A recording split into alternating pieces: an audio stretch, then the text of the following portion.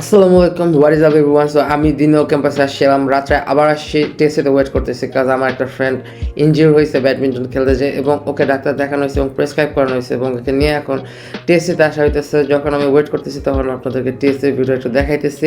টেস্টে দেখেন কী পরিমাণ ভিড়, এগুলো কিন্তু সব আউটসাইডার্স, তারা এখানে আসছে চারা খাইতে। এনিওয়েজ টেস্টের ভিতরটা দেখাইতেছি। আজকে অনেক একটা প্রোগ্রাম চলতেছে, টেস্টে অডিটোরিয়াম মেবি ভাড়া দেওয়া হয় আর কোনো ডিপার্টমেন্টের প্রোগ্রাম চলতেছে। সো সেটা এখানে চলতেছে। টেস্টটা খুব সুন্দরভাবে সাজানো হয়েছে। এটা কিন্তু ডেলি থাকে না, কিন্তু আজকে সাজানো হয়েছে, ছবি চলতেছে। সো টেস্টের সামনের মাঠটা দেখাইতেছে আজকে। এমনি জেনারেল স্টুডেন্টসের ভিড় কম, এমনি হলে এখানে সবসময় জেনারেল স্টুডেন্টসরা বসে বসে থাকে সব জায়গায়। সো হাতে বামে দেখতে পারতেছেন ক্যাফেটেরিয়া।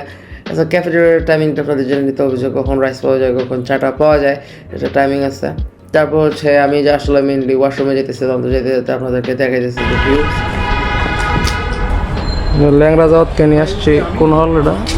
শেরে বাংলা ফুটবল হল। সো ওর কন্ডিশন আসলে এক্সরে করানো হয়েছে এবং ওকে কিছু প্রেসক্রিপশন করা হয়েছে। আমরা ওর ওষুধগুলো নেওয়ার জন্য ঢাকা মেডিকেল কলেজের জরুরি বিভাগের সামনে একটা ডিসপেন্সারিতে চলে আসছি। সো 3 দিন পরে ওকে আবার দেখানো হবে। তো তার আগ পর্যন্ত বুঝতে হবে যে কী কন্ডিশন হয়, হয়তো অর্থোপেডিক্সের ডাক্তার তাকে দেখানো লাগতে পারে।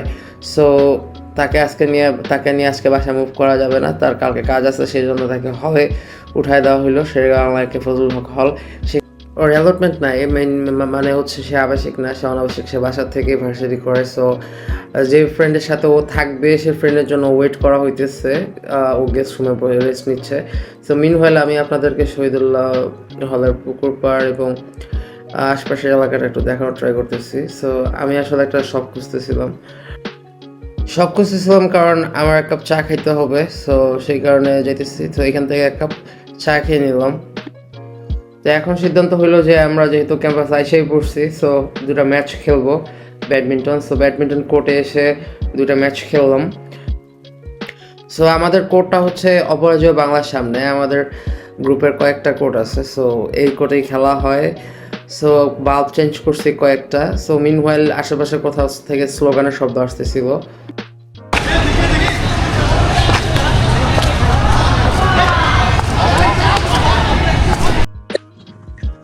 সো খেলা শেষে আমরা সিদ্ধান্ত নিলাম যে এফবিএস এর সামনে যাব এক কাপ চা খাওয়ার জন্য, কিন্তু হঠাৎ করে রাস্তা দেখে আলপনা আঁকা দেখে খুবই অবাক হয়ে গেছি।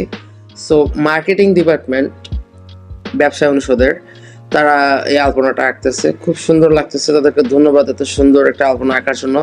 আসলে ব্যবসা অনুষদের পোলাপানে এত সুন্দর আলপনা আঁকতে পারে বলে আমার ধারণা ছিল না। সো আলপনাটা তারা এখন আঁকতেছে, এখন প্রায় হচ্ছে রাত 12টা 12:30 বাজে।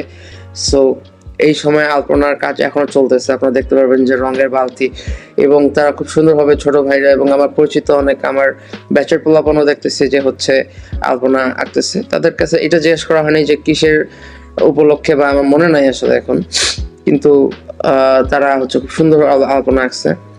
এটা মূলত মল চত্বরের পাশের রাস্তা, এফবিএস এর সামনের রাস্তা। সো খুব সুন্দর দেখা যেতেছে আলপনাটা।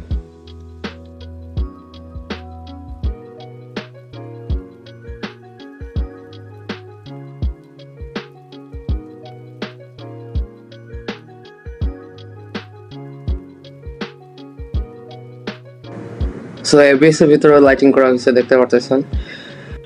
সো অনেক রাত হয়ে যাওয়া এবং প্রচুর ক্ষুধা লাগে, আমরা চলে আসি পলাশীর মোড়ে। কিন্তু পলাশীতে খাওয়ার মতো তেমন কিছু না পেয়ে আমরা চলে যাই ঢাকা মেডিকেলের এখানে আলহাজ বিরিয়ানিতে আমরা আসছিলাম হচ্ছে খিচুড়ি খাইতে, কিন্তু খিচুড়ি খাইতে এসে আমরা খেয়ে ফেললাম হচ্ছে তিহারি। সো তিহারি খেয়ে তেমন হয়েছে অনেক গ্যাস, সেভাবে জমে নাই, আমরা হাফ হাফ করে নিয়ে দুটা খায়া ফেলছি, তারপর আবার কোয়ার্টার নিয়েছি। তো বন্ধুরা, আজকে এই পর্যন্তই। Let me know how do you like the video, and let me know what kind of content you want in the future. Peace off.